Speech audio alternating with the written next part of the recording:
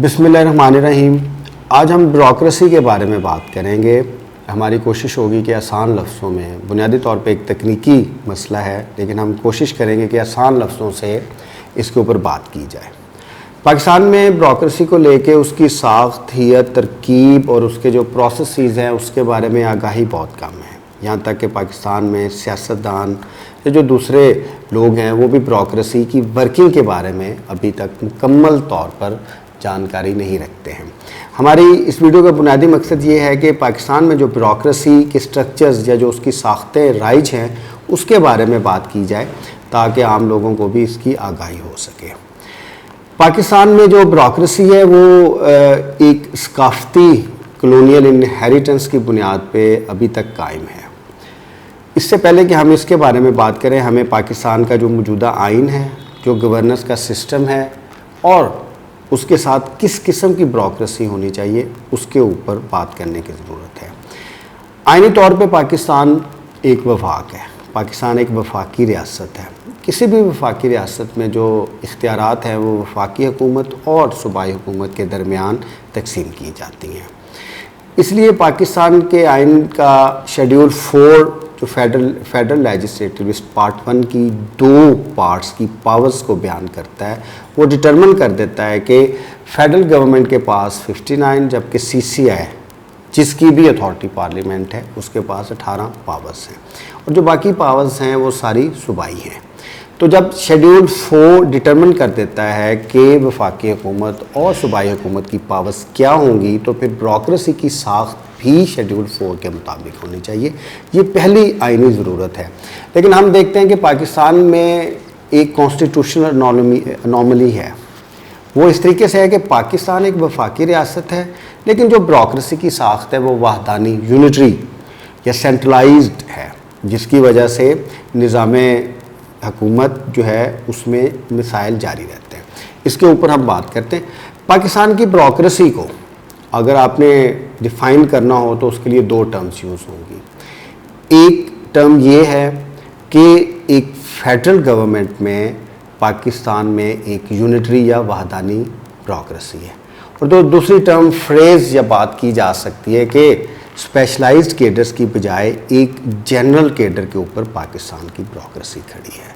और general cadre भी इतना बड़ा है कि फेडरल गवर्नमेंट की तमाम ऑर्गेनाइजेशंस, सूबाई हुकूमतों की सारी ऑर्गेनाइजेशंस, हत्ता के लोकल गवर्नमेंट के इदारे भी इसी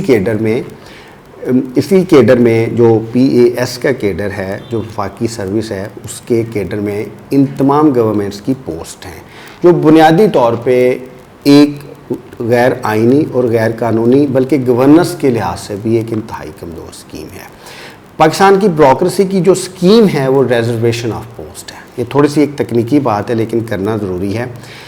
बरसगीर में गोरों ने ब्यूरोक्रेसी के ज़रिए हुकूमत की। 1915 में 1915 में इंडियन एक्ट में एक रिजर्वेशन ऑफ पोस्ट का कॉन्सेप्ट दिया गया।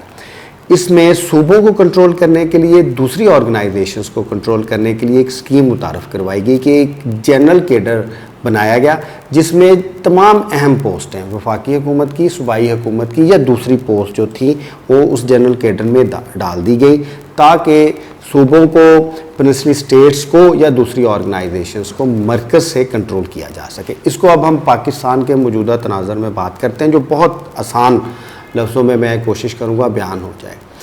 पाकिस्तान को सेंटर से कंट्रोल करने के लिए पाकिस्तान के 4 सूबों में अगर वफाकी सर्विस से चीफ सेक्रेटरीज लगा दिए जाएं, इंस्पेक्टर जनरल ऑफ पुलिस के ऑफिसर्स लगा दिए जाएं, इसी तरह गिलगित बल्तिस्तान और आज़ाद कश्मीर में भी जो IG है और चीफ सेक्रेटरी अगर वो वफाकी सर्विस से वफाकी हुकूमत लगाए तो 10 बंदों के ज़रिए आप पाकिस्तान के निज़ाम को कंट्रोल कर सकते हैं।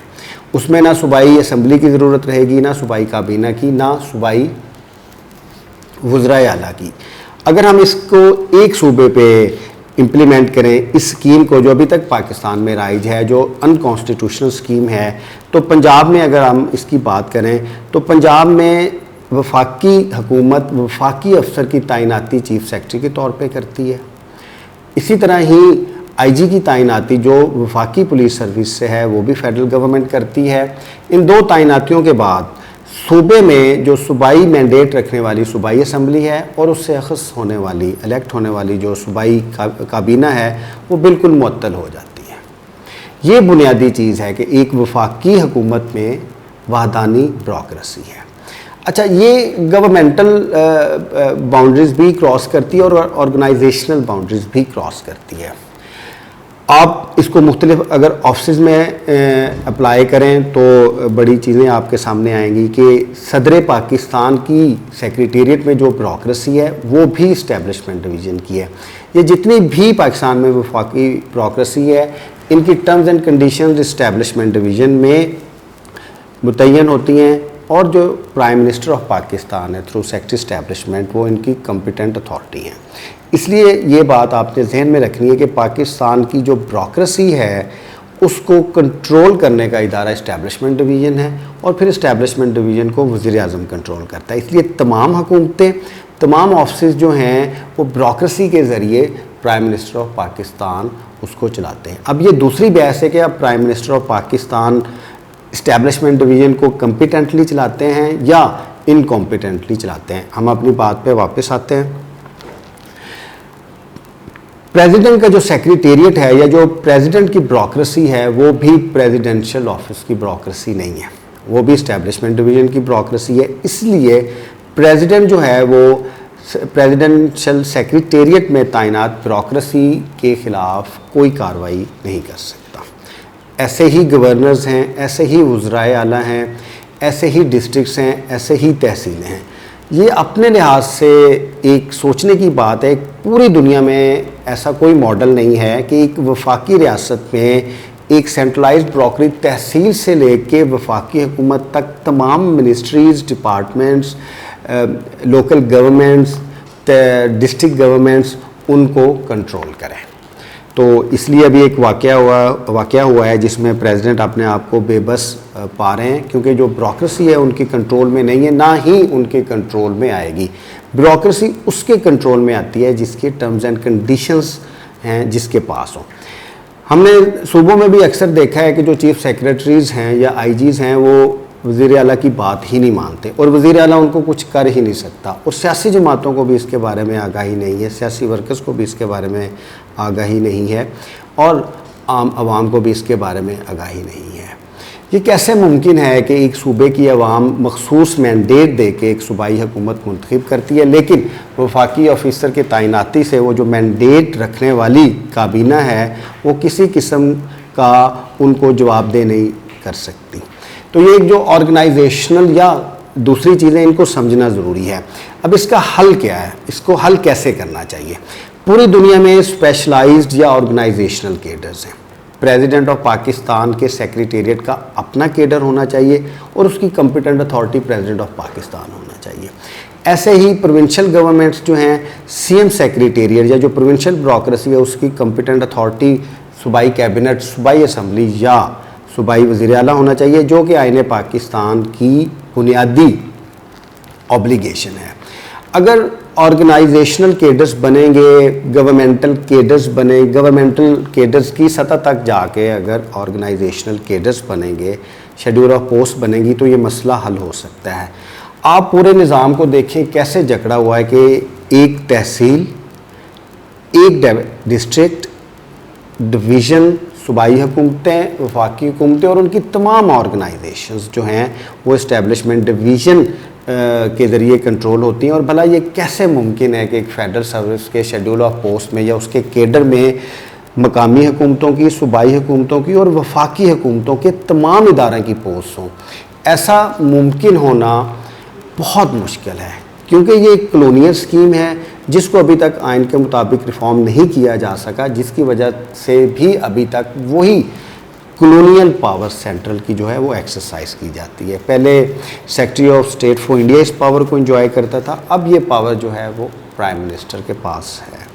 نظام ابھی تک وہی ہے۔ تو ضرورت اس امر کی ہے کہ بیوروکریسی کی ساخت، ہیت اور ترکیب کو سمجھا جائے۔ سیاسی جماعتوں کو بھی پتہ ہونا چاہیے کہ ان کی جو امپلیمنٹنگ مشین ہے ان کی کمپیٹنٹ اتھارٹی جو ہے وہ متعلقہ پولیٹیکل ایگزیکٹو کو ہونی چاہیے، اور یہ آئینی ضرورت بھی ہے۔ اگر آپ آرٹیکل 240، 241، 242 دیکھیں تو اس میں بھی یہ بات کا تعین ہے کہ جو ایگزیکٹو ہے وہ ایک ہی لیجسلیچر سے نکلے گی اور اسی کے مطابق وہ ترکیب پائے گی۔ اس کو ہم آسان لفظوں میں ایسے کہہ سکتے ہیں کہ اگر آپ صوبہ پنجاب کی مثال دیں کہ وزیر اعلیٰ کے لیے پنجاب اسمبلی الیکٹورل کالج ہے اور پنجاب اسمبلی نے وزیر اعلیٰ پنجاب کو منتخب کرنا ہے، تو پھر جو اس کی امپلیمنٹنگ مشین کا چیف آپریٹنگ آفیسر ہے، جسے ہم چیف سیکریٹری کہتے ہیں، اس کو فیڈرل گورنمنٹ کیسے تعینات کر سکتی ہے؟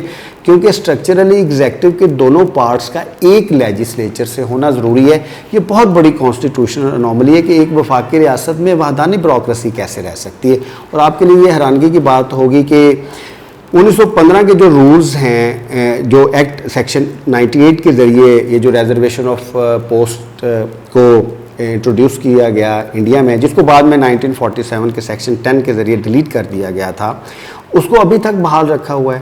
کسی کانسٹیٹیوشن میں، کسی ایکٹ میں اس کو پروٹیکٹ نہیں کیا گیا، کیونکہ اس اسکیم کو اگر پروٹیکٹ کیا جائے تو پھر پاکستان فیڈرل وفاقی ریاست کی بجائے وحدانی ریاست بن جائے گا۔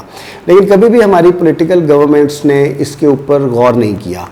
ان کو پہلا کویشچن یہ پوچھنا چاہیے اپنے آپ سے کہ پاکستان ایک وفاقی ریاست ہے، اور ان کو یہ پتہ ہے کہ جو لیجسلیشن ہے وہ فیڈرل لیجسلیچر نے کرنی ہے یا صوبائی لیجسلیچر نے کرنی ہے۔ ان کو یہ بھی پتہ ہے کہ ہیلتھ کی جو لیجسلیشن ہے وہ صوبہ کرے گا۔ اگر ہیلتھ کی لیجسلیشن صوبہ کرے گا تو اس کو جو امپلیمنٹنگ مشین ہے اس کی وہ وفاق سے کیسے آ سکتی ہے؟ تو یہ وہ بنیادی تضاد ہے۔ اس لیے پاکستان میں بیوروکریسی کو ریفارم کرنے کی بہت ضرورت ہے، اور اس کے دو بنیادی پرنسپل ہیں۔ اس کو کانسٹیٹیوشن کے مطابق الائن کیا جائے، ایڈمنسٹریٹو فیڈرلزم اس پہ اپلائی کیا جائے۔ آپ 1954 کے وہ رولز جو فراڈ کے ذریعے بنائے گئے تھے، جس کی کوئی لیگل کیپیسٹی یا لیگل امپورٹنس نہیں ہے، ان کے ذریعے 2023 میں جب پاکستان ایک فنکشنل کانسٹیٹیوشنل اسٹیٹ کے طور پہ قائم ہے، اس پہ بیوروکریسی نہیں رکھ سکتے۔ اور دوسرا، جنرل کیڈر کو ختم کیا جائے۔ اب یہ کیسے ہو سکتا ہے کہ ایک سروس کے جنرل کیڈر میں اسسٹنٹ کمشنر سے لے کے فیڈرل گورنمنٹ کی آرگنائزیشن تک پوسٹ ہوں؟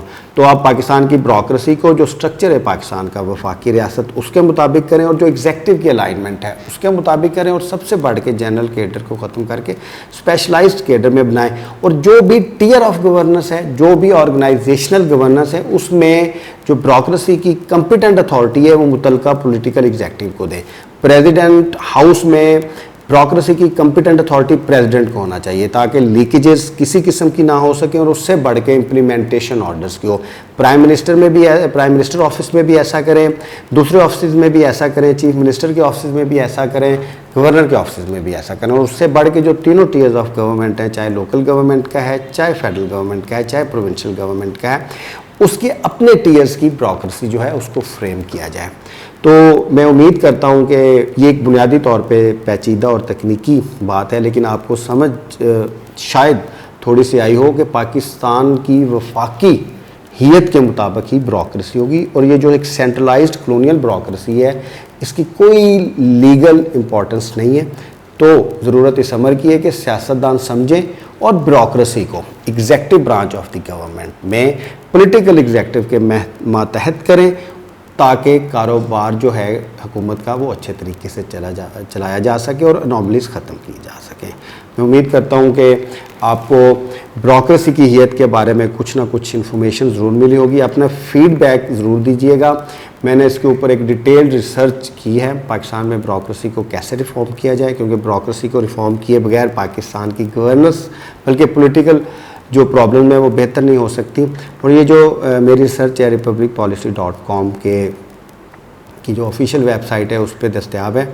میں امید کرتا ہوں کہ اس ویڈیو سے آپ کو بیوروکریسی کی جو اندرونی مسائل ہیں اس کے بارے میں آگاہی ضرور ہوئی ہوگی۔ Thank you very much.